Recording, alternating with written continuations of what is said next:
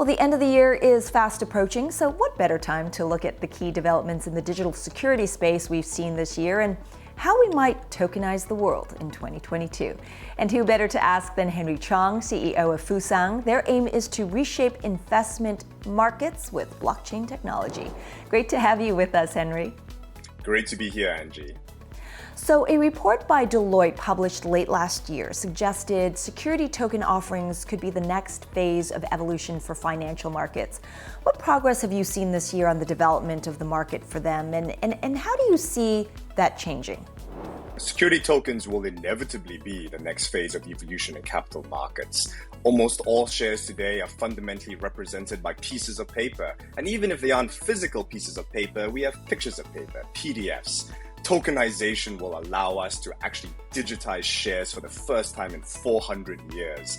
And once we do, we can start to marry the best benefits of crypto assets with the real world securities out there, shares, bonds, and funds, and allow access to a global investor base, the kind of products that they just couldn't get access to ever before.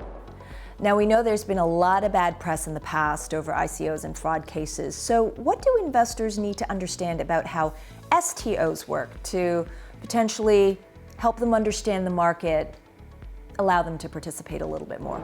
The interesting thing about security tokens is that, as I said, we can take the best elements of technology while keeping the best elements of how traditional securities legally work. There's no particular reason to redo how a share works legally. We just need to move away from the paperwork to a digital token.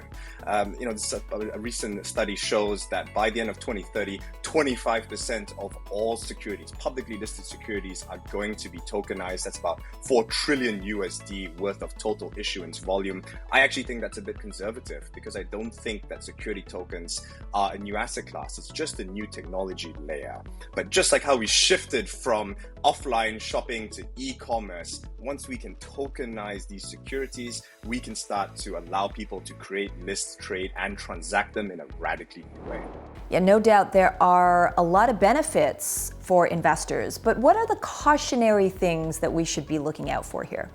Once you can take real assets, I said, like securities, digitize them, put them on the blockchain, the single question is, what is the underlying assets? And people always forget that. You still need to care about the quality of the underlying company. And the most exciting thing, and really the thing that will drive security tokens in 2022, is when we see exciting companies, crypto companies, decide to list and do full-fledged public IPOs using security tokens instead of listing on traditional exchange venues.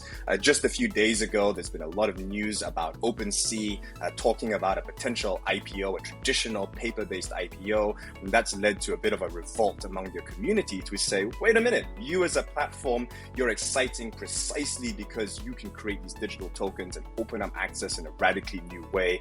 Why don't you yourself create a token so that the community that got you to where you are today can now participate? But I believe that there's no reason why you can't take a token, marry that with a security, as I said, and have the best of both worlds. A token that gives you real shareholding in a company while also giving you all the exciting utility benefits that has got the crypto market to where it is today.